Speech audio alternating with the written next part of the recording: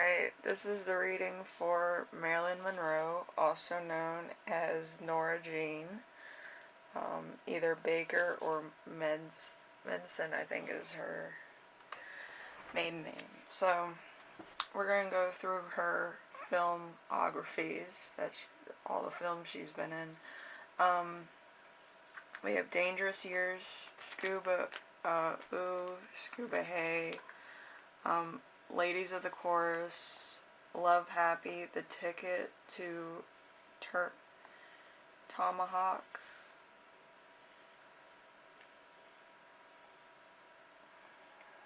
The Asphalt Jungle, All About Eve, The Fireball, Right Cross, Hometown Story, As Young as You Feel, Loveness, Let's Make It Legal, Crash in the Night, We're Not Married, Don't Bother to Knock, Monkey Business, O. Henry's Full House, Niagara, Gentlemen Prefer Blondes, How to Marry a Millionaire, River of No Return, There's No Business Like Show Business, The 7-Year Itch, Bus Stop, The Prince and the Showgirl, Some Like It Hot, Let's Make Love, The Misfits, Something's Gotta Give. So those are all her films that she was in, either starring or featured. So let's start with the tarot. We have the 7 of Wands. Let's try to find the top. Okay, there we go. 7 of Wands. The King of the Hill, a brave person facing incredible odds, business or competition, debate, success, and victory. So, you know, that's how she was feeling like the last couple of days of her life, you know. There wasn't too many people that were featured in a lot of movies. Like, she was filmed in like more than probably 60, and around that time there wasn't really, you know, people that were featured a lot. So we have the Angel of Heralds, also known as the Angel Gabriel. The Lantern, a mirror, a discovery. So, she's kind of doing like a nostalgia thing with her last days, which is interesting. Then we have the Angel of Visions, a cane, a rising sun, a white dove. So, it was, you know, everything seemed to be almost heartfelt in a way. Then we have the Emptiness, meditation, silence, sleep.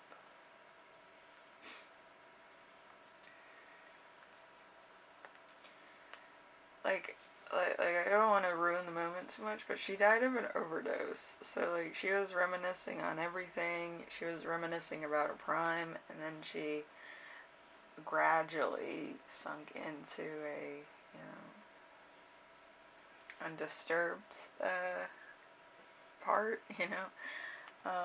But yeah, it's kind of weird going through somebody's last minutes and like it looks peaceful enough, but then it's like, yeah, they died this way though. Okay, and then we have the Judgment card.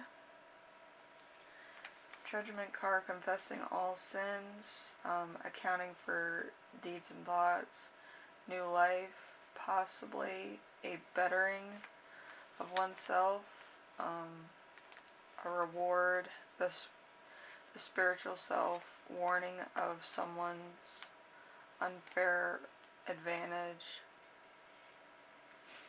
overcoming of a conflict, consideration, action. So, a lot of things. And then we have the Temperance. The Temperance Moderation, temperance, what comes with compromise and compatibility, a mixing of things in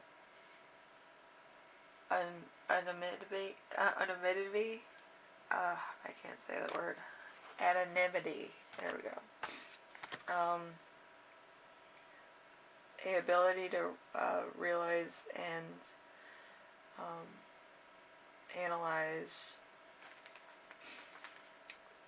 no excessive tendencies, maintaining a good image, possibly being too temperate, the best, the past, present, and the future.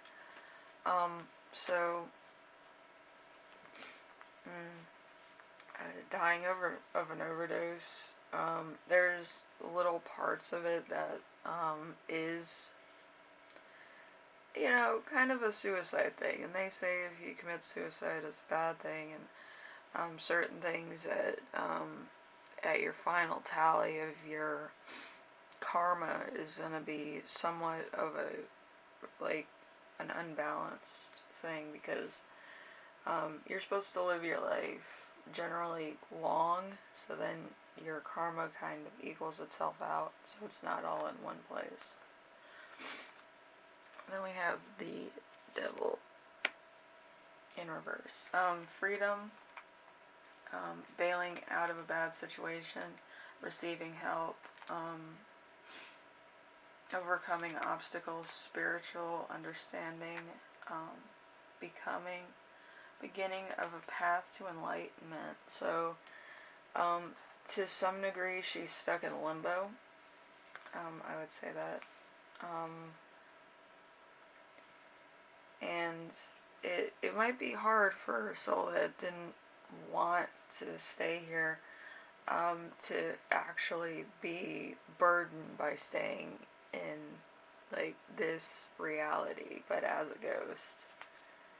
That's kind of scary, to think about. And then we have the Three of Swords. Disappointment, opposition, and separation, a breaking apart of a relationship, delay, and absence.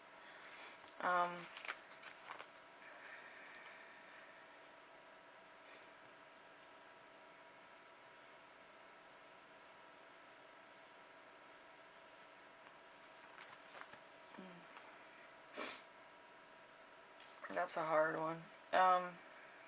Yeah, so she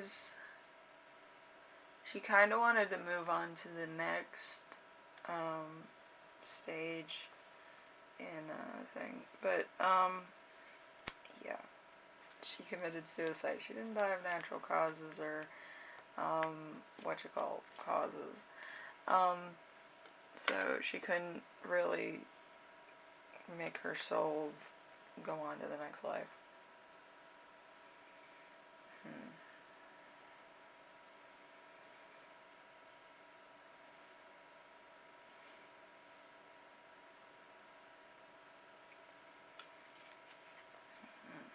That's interesting.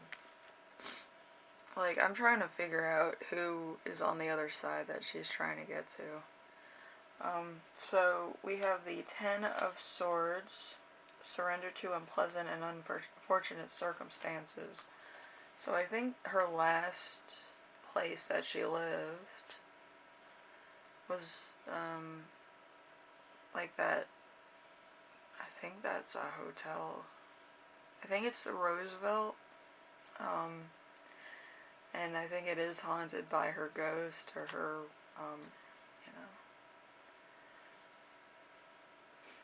the mirrors in her old apartment are, haunted by her ghost or whatever. And that's where I think her last moments were, if I'm not mistaken. And that's why she's haunting mirrors, because mirrors are usually in the bathroom. Alright, then we have the Chariot. Using the force of strong will to triumph, to in difficult circumstances. This situation is challenging, but you have the strength you need to succeed. So this is kind of, it's kind of when your soul splits. This is why karma has to be balanced, and you have to live a long life, so it's not out of balance. When your karma's out of balance, it kind of puts you in a split situation where you kind of do have to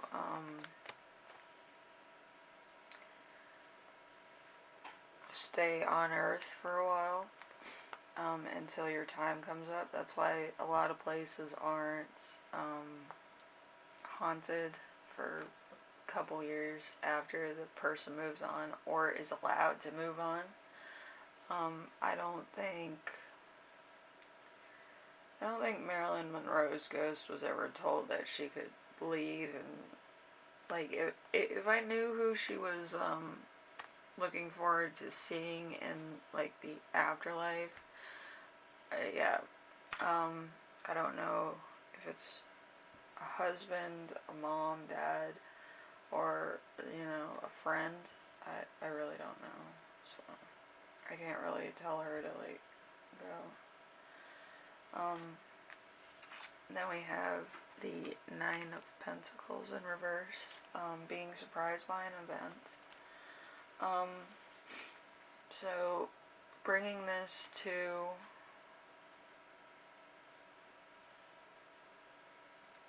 light of how to, allow ghosts or haunted areas to go. I've been watching like that haunted show where like celebrities are haunted, they see premonitions or they see ghosts or they hear noises or orbs or whatever the case. And then this medium comes in and like tells you what was going on in certain areas of, a hotel or wherever it was haunted. And they try to, either help the ghost move on or find inspiration through the message that the ghost represents, which is, it's kind of nice. But I don't think anybody ever told Marilyn Monroe to move on or it's alright to let go and all this. Because it has to be by somebody that's of flesh and bone, if that makes sense. To allow somebody else that's a premonition or ghost to move on. Do I believe in ghosts? I've had a couple dolls in my house that have had like the innocent child like ghost inside. And it took me a while to actually calm the ghost down so I could understand what it was saying. So yeah, some of the adolescent or younger ghosts are very hostile and they want somebody to give them attention. So it's an interesting concept for sure. And then we have the Four of Wands in reverse. Working too much with no fun or rest. Yeah, being a ghost, you can't really do too much except, be there. And it's probably not the funnest thing in the world. To constantly be either visited, told that it's a haunted place, and then having very sparse visitors. Have the Nine of Cups. Material, emotional, and physical well-being. I think a lot of people go seeking out Marilyn Monroe's ghost to make sure that she's okay. And curiosity. I think Marilyn Monroe's ghost would be a cool ghost to see, to be honest with you. Like, it's not really scary, it's more like a fashion icon. So it would kind of be like, oh, hi Marilyn, how are you? There's nothing scary about that. It's not, anything crazy. And then we have the Emperor. Building structures and processes to encourage efficiency, prosperity, and stability. Decisions are made for the greater good, intended to benefit as many as possible. And then we have the Seven of Swords. Yeah, it's not me having laryngitis. Like, since she overdosed, I kind of have laryngitis. Which is weird because I didn't have laryngitis before. So the Seven of Swords in reverse. A removal. Uncertain advice. Beating around the bush. Arguments. So there's a lot of unfinished business. I wish I knew who she was waiting on in the next life and why she decided to do that to herself. But, like, I'm not judging. I'm just saying. It's very interesting. And I do think somebody needs to tell Marilyn that she needs to go to, I believe it's a him. I'm not going to say anything else. I don't think it's a female. I think it's a him. I'm just going to put that out there.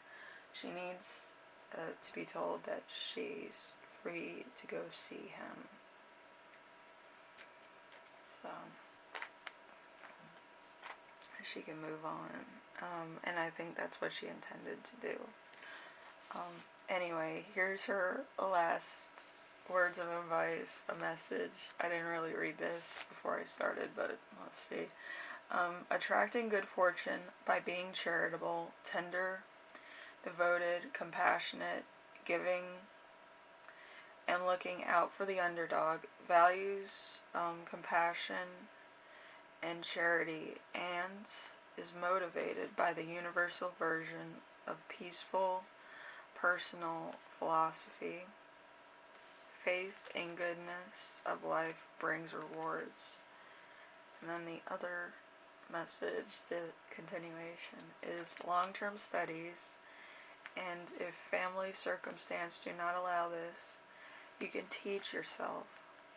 Be serious and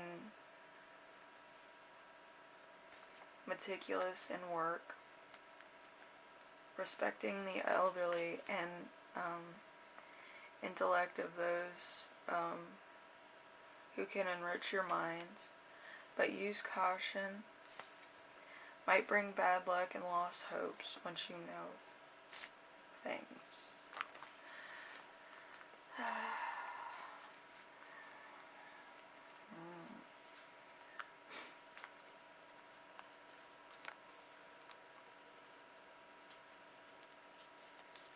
I just have a sneaky suspicion that who she wanted to go see and why she overdosed is JFK. What do you think? Whether he's on the friend bases or there was something more there, not judging. But I do think that him and Marilyn Monroe kind of got into, like, the skull and bones things and secret society, and that's what did both of them in. But I do feel like she feels responsible. But somebody needs to tell her that she needs to go on. Go see JFK. Like, he's a good guy. He tried to do the right thing. But yeah, somebody needs to let her ghost know that it's time to move on. Like, for serious. But yeah, her energy is so, like, depressed, and with Marilyn, she was always smiling, she was always happy, she was a model and a singer and an actress, so to, like, feel her energy, and she was depressed and having laryngitis, it's really, like, seeing her in a new light, and it's really sad. Like, you feel sad for her. But somebody needs to let her know that she needs to move on, go see JFK, see her friends, because I'm sure a lot of her friends have passed too. And, you know, it's just, it's really sad. Anyway, this is Marilyn Monroe one. Hopefully my laryngitis stops. But yeah, it's, you know, it's really sad. And, you know, I do hope that somebody tells her that she can have solace. Because I think she feels like torment, like just going through the motions of being a ghost and an apparition for some people. Anyway, I will see you in the next video, and hopefully this was enlightened for some people, and maybe one of you guys can go to the Roosevelt and see Marilyn Monroe's ghost and tell her you need to go see JFK. You can't stay here, Marilyn. And she'll go. You know, she's not like a malevolent